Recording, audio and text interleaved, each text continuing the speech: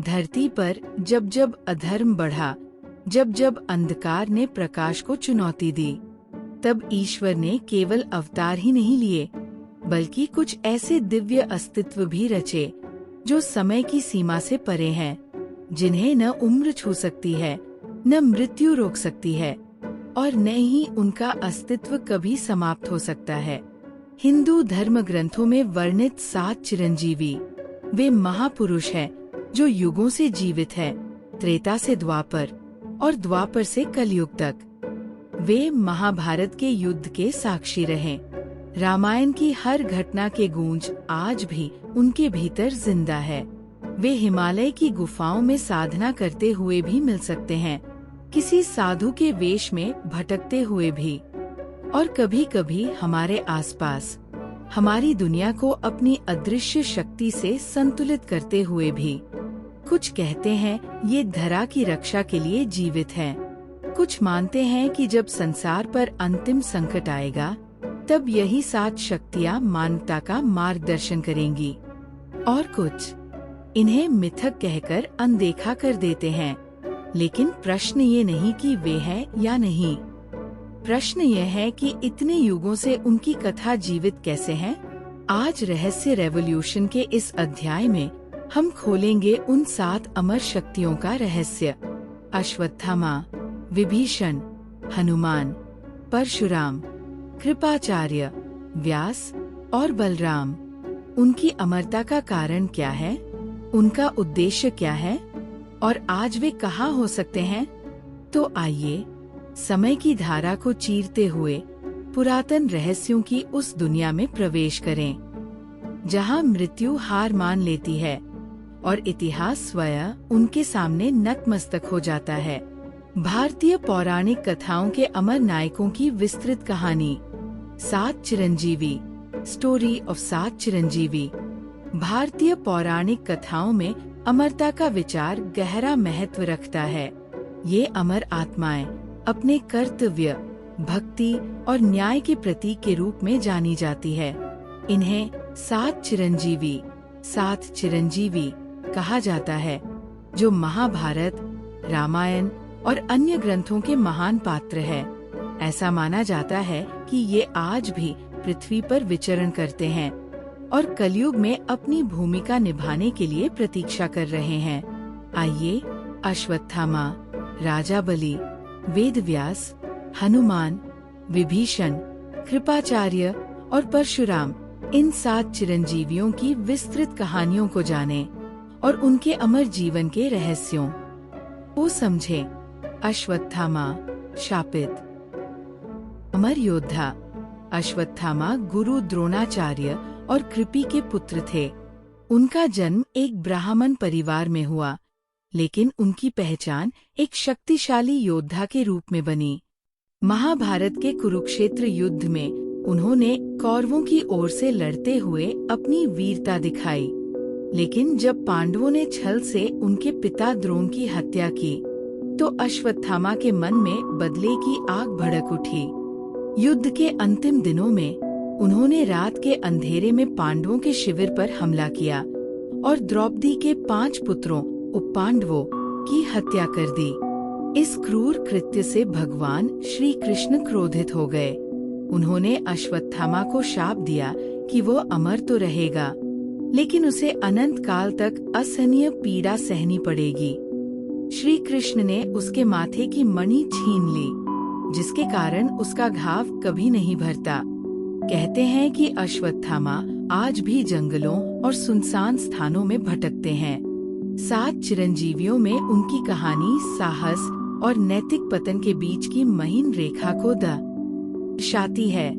राजा बलि, दानवीर, असुर राजा। राजा बलि असुरों के महान राजा थे, जो अपनी उदारता और धर्मनिष्ठा के लिए प्रसिद्ध थे। वे प्रहलाद के पौत्र और विरोचन के पुत्र थे। उनके शासन में असुरों की समृद्धि अपने चरम पर थी।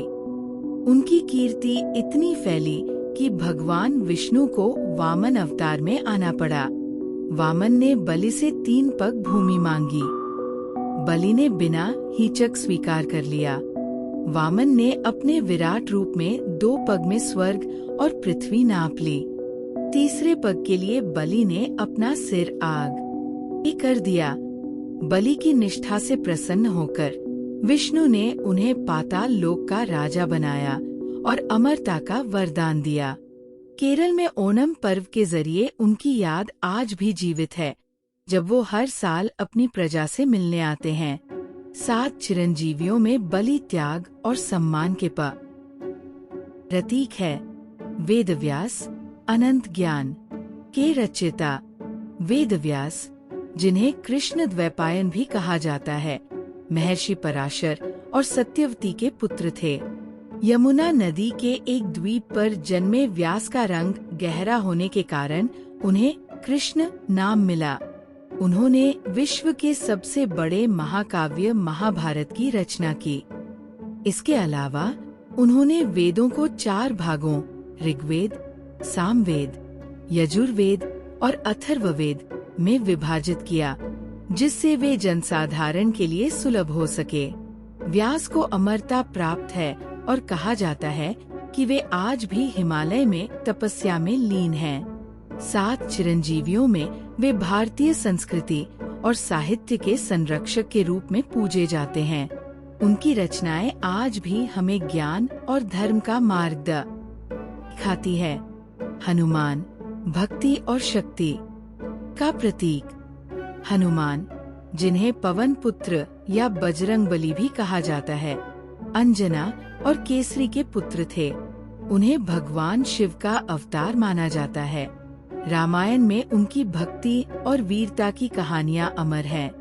सीता की खोज में समुद्र लांघना, लंका दहन करना और संजीवनी बूटी लाने के लिए पहाड़ उठाना, ये उनके असाधारण बल के प्रमाण हैं। भगवान राम के प्रति उनकी निष्ठा तब प्रकट हुई जब उन्होंने अपना सीना चीरकर दिखाया कि उनके हृदय में राम सीत बसे हैं। राम ने उन्हें अमरता का आशीर्वाद दिया। हनुमान आज भी भक्तों की पुकार सुनते हैं और कलयुग में उनकी रक्षा करते हैं। 7 चिरंजीवियों में हनुमान साहस, भक्ति और सेवा के आदर्श है। हनुमान चालीसा उनकी शक्ति का जीवंत प्रमाण है। विभीषण, धर्म का रक्षक। विभीषण लंका के राजा रावण के छोटे भाई थे। राक्षस कुल में जन्म लेने के बावजूद वे सत्य और धर्म के पक्षधर थे। जब रावण ने सीता का हरण किया तो विभीषण ने उसे ये अधर्म छोड़ने की सलाह दी। रावण ने उनकी बात ठुकरा दी और उन्हें अपमानित कर लंका से निकाल दिया। तब विभीषण ने भगवान राम की शरण ली और युद्ध में उनकी सहायता की। राम ने विजय के बाद विभीषण को लंका का राजा बनाया। उनके शासन में लंका फिर से धर्म का केंद्र बनी। 7 चिरंजीवियों में विभीषण ये सिखाते हैं कि सत्य का मार्ग कभी आसान नहीं होता, पर वह हमेशा विजय ही होता है।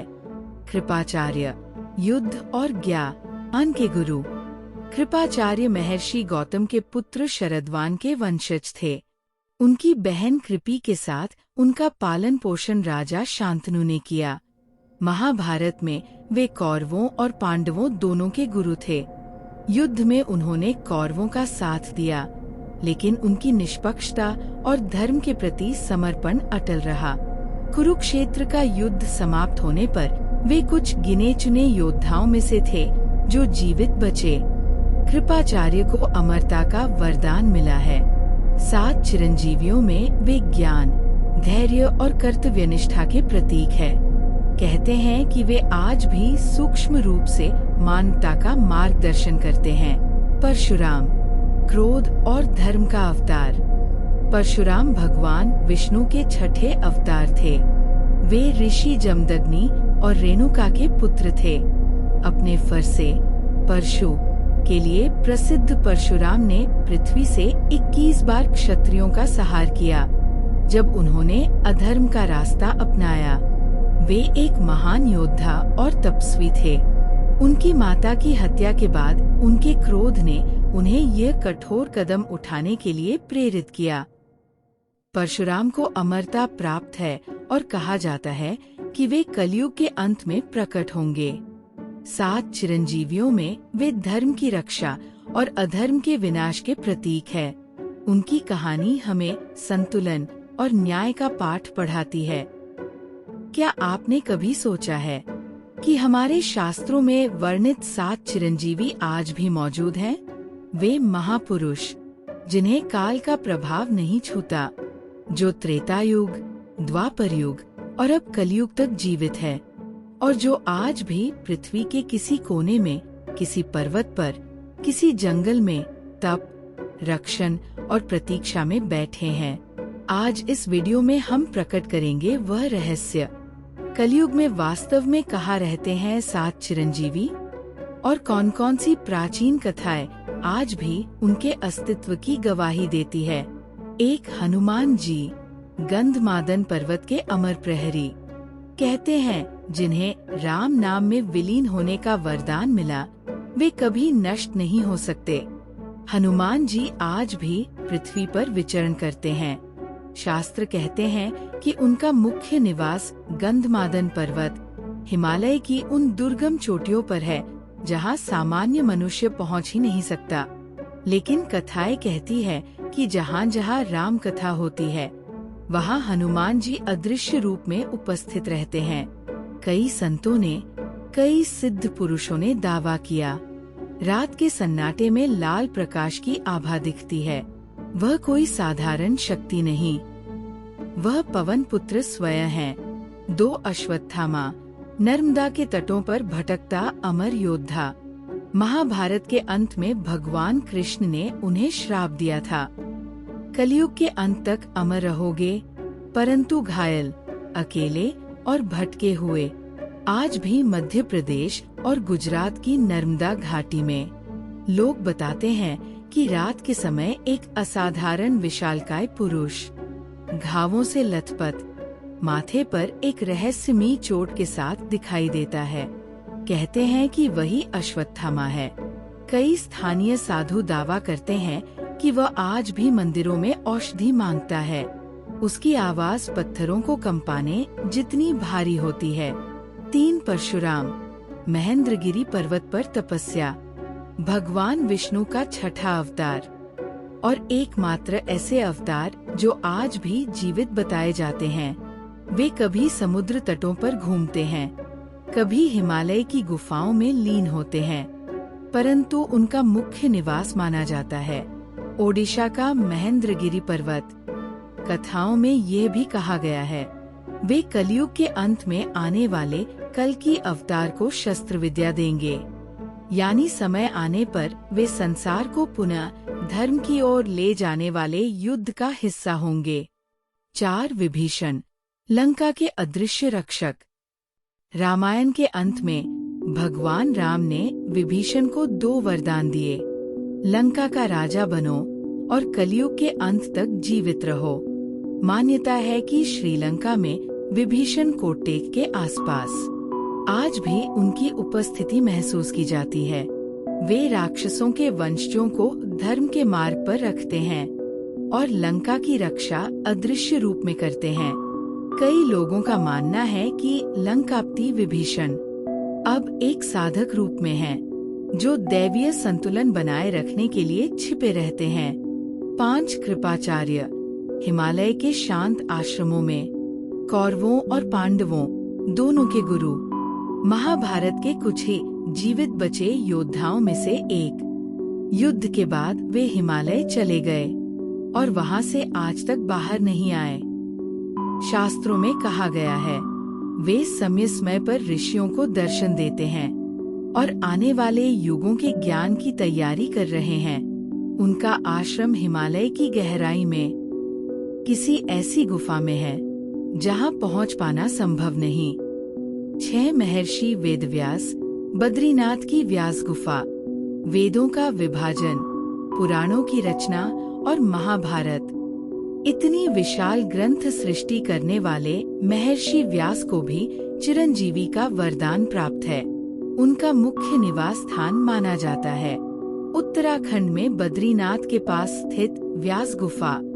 कहा जाता है कि वे उसी गुफा में आज भी ध्यान में लीन होकर धर्म की अगली दिशा लिख रहे हैं। कई भक्तों ने उस क्षेत्र में एक दिव्य पुरुष की झलक देखने का दावा किया है। 7 राजा महाबली, सुतल लोक के सम्राट।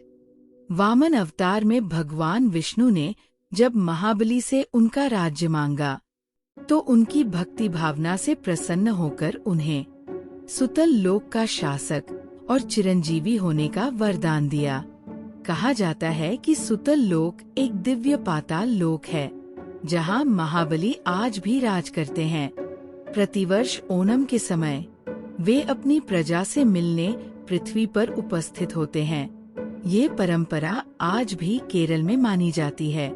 निष्कर्ष, 7 चिरंजीवी आज भी कहाँ हैं? ये 7 दिव्य आत्माएं हमारे आसपास ही है। बस हमारी आँखों को पहचान का वो ज्ञान नहीं। वे पर्वतों पर, घने जंगलों में, अदृश्य लोकों में या भक्तों की गोद में विराजमान हैं। समय के अंत में, जब कलियुग अपने अंतिम चरण में होगा, यही 7 चिरंजीवी धर्म के पुनरुद्धार में मुख्य भूमिका निभाएंगे। कलियुग के अंत में 7 चिरंजीवी क्या करेंगे? महाविनाश से पहले की अंतिम दिव्य भूमिका। कहते हैं, जब संसार अपने धर्म से भटक जाता है, जब अधर्म अपनी सीमा लांघ देता है, जब मनुष्य सत्य और असत्य में फर्क भूल जाता है, तब समय को आगे बढ़ाने के लिए कुछ दिव्य शक्तियाँ जागृत होती है। और इन्हीं शक्तियों में सबसे महत्वपूर्ण है 7 चिरंजीवी। वे महापुरुष जिन्हें देवताओं ने हजारों वर्षों पहले एक ही उद्देश्य से जीवित रखा, कलियुग के अंत में धर्म की पुनर्स्थापना में सहायता करना। आज हम बताएंगे, कलियुग समाप्त होने पर इन चिरंजीवियों का वास्तविक काम क्या होगा और क्यों उन्हें काल विजेता कहा गया है। 1. हनुमान जी, कल्कि के प्रथम सेनापति। कहते हैं कि जब कलियुग का अंधेरा अपने चरम पर पहुंचेगा, तब विष्णु का अंतिम अवतार कल्कि प्रकट होगा और उनके आगमन से पहले हनुमान जी संसार में धर्म की अंतिम ज्वाला जगाएंगे। उनका काम होगा धर्मवीरों को एकत्र करना, अधर्मियों के प्रभाव को कम करना, मनुष्यों में सत्य और शक्ति का संचार करना और कल्कि को अपना अद्वितीय पराक्रम प्रदान करना। कहा गया है, जहाँ कल्कि का ध्वज उठेगा, वहाँ हनुमान की गर्जना गूंजेगी। 2. अश्वत्थामा, कल्कि को युद्ध भूमि का मार्गदर्शन। कृष्ण के श्राप से अमर बने अश्वत्थामा ने महाभारत का विनाश अपनी आँखों से देखा है। उन्होंने धर्म के पतन का परिणाम भुगता है। कलियुग के अंत में उनका कार्य होगा कल्कि को दुराचारियों, दानवों और अत्याचारियों के ठिकानों की जानकारी देना, युद्धरण की रणनीतियों का मार्गदर्शन करना और अपनी हजारों वर्ष की अनुभव शक्ति से अंतिम युद्ध की दिशा तय करना। कुछ ग्रंथ कहते हैं, कल्कि अवतार के सबसे पहले दर्शन अश्वत्थामा को ही होंगे। 3. परशुराम, कल्कि को दिव्य अस्त्र विद्या की दीक्षा। परशुराम वह अवतार हैं जो आज भी तप में लीन हैं। उन्हें जीवित रखने का एक ही कारण था, कल्कि को युद्ध के लिए तैयार करना। उनकी भूमिका, कल्कि को त्रिदेवों का अस्त्र शस्त्र सौंपना, ब्रह्मास्त्र और दिव्यास्त्रों का ज्ञान देना और अंतिम महायुद्ध में धर्म की ओर से आदेश देना। कहावत है, जब परशुराम का परशु फिर उठेगा, तब संसार परिवर्तन के द्वार पर होगा। 4. विभीषण, अधर्म राज्यों के पतन की भविष्यवाणी। लंका के रक्षक और राम भक्त विभीषण कलियुग में राजाओं के आचरण पर नजर रखते हैं। कलियुग के अंत में उनका उद्देश्य अधर्मी शासकों की असली नीयत उजागर करना, धर्मियों को कल्कि के पक्ष में जोड़ना और भविष्यवाणी के रूप में कल्कि को विश्व की स्थिति बताना। विभीषण वह राजपुरुष है जो कल्कि के आने से पहले राजनीतिक धर्म को संतुलन में लाएंगे। 5. कृपाचार्य, अंतिम युग का आध्यात्मिक गुरु। कृपाचार्य का काम हमेशा से ज्ञान को सुरक्षित रखना रहा। कलयुग के अंत में उनका धर्म कार्य होगा। कल्कि की सेना को शिक्षा देना, नई सृष्टि के लिए सदाचार के नियम लिखना और मनुष्यों को यह मार्ग दिखाना कि विनाश के बाद कौन सा जीवन अपनाना चाहिए। कहते हैं वे कल्कि को धर्म की लकीर समझाएंगे। 6. महर्षि वेदव्यास, नवयुग के लिए नए शास्त्र की रचना। महाभारत और पुराणों को लिखने वाले वेदव्यास का काम अभी समाप्त नहीं हुआ। कहते हैं जब कलयुग समाप्त होगा तब वेदव्यास नवयुग के लिए नए धर्म नियम और नई शिक्षाएं लिखेंगे। उनका कार्य कल्कि युग के लिए धर्म ग्रंथ तैयार करना, पुरानी गलतियों से सीखकर नई व्यवस्था बनाना और मानवता को नए सतयुग की राह दिखाना। वे सृष्टि के ज्ञान केंद्र होंगे। 7. राजा महाबली, नए युग की व्यवस्था की स्थापना। सुतल लोक के महान राजा महाबली वामन अवतार के वरदान से जीवित है। कलयुग समाप्ति के बाद उनका कार्य होगा दैवी लोकों और पृथ्वी के बीच नई व्यवस्था बनाना। कल्कि द्वारा सृष्ट विनाश के बाद असुर मानव संघर्ष को रोकना और पृथ्वी को नए सतयुग की संरचना देने में सहायता करना। कहा जाता है नए युग का पहला राजा धर्मात्मा बाली की सलाह से चुना जाएगा। चिरंजीवियों को जीवित क्यों रखा गया? क्योंकि कलयुग अकेले समाप्त नहीं हो सकता। इसके लिए चाहिए ज्ञान, वीरता, दिव्य शक्तियाँ, धर्म की रक्षा और पुनः जनित सत्य की स्थापना। यही कार्य सातों चिरंजीवी हनुमान, अश्वत्थामा, परशुराम, विभीषण, कृपाचार्य, व्यास और बाली कलयुग के अंतिम समय में पूरा करेंगे। वे अंतिम युग के 7 स्तंभ है। उनके बिन कल्कि अवतार का कार्य संभव नहीं। मित्रों, समय के इन अदृश्य रहस्यों की इस यात्रा में यदि आपके मन में एक भी प्रश्न जागा हो, यदि आपके भीतर सत्य को जानने की वह पुरानी प्यास फिर से जग उठी हो, तो हमारे साथ जुड़े रहिए, क्योंकि रहस्यों का ये समुद्र अभी असीम है और हम आपके लिए अगला द्वार खोलने ही वाले हैं। इसलिए चैनल को सब्सक्राइब कीजिए, घंटी दबाइए और तैयार हो जाइए उस दुनिया में उतरने के लिए जहां इतिहास धड़कता है, जहां कथाएं सांस लेती है और जहां हर सत्य के पीछे छुपा है एक नया रहस्य। आप देख रहे थे रहस्य रेवोल्यूशन। मिलते हैं अगले अध्याय में एक और अनसुने, अनकहे और अद्भुत रहस्य के साथ।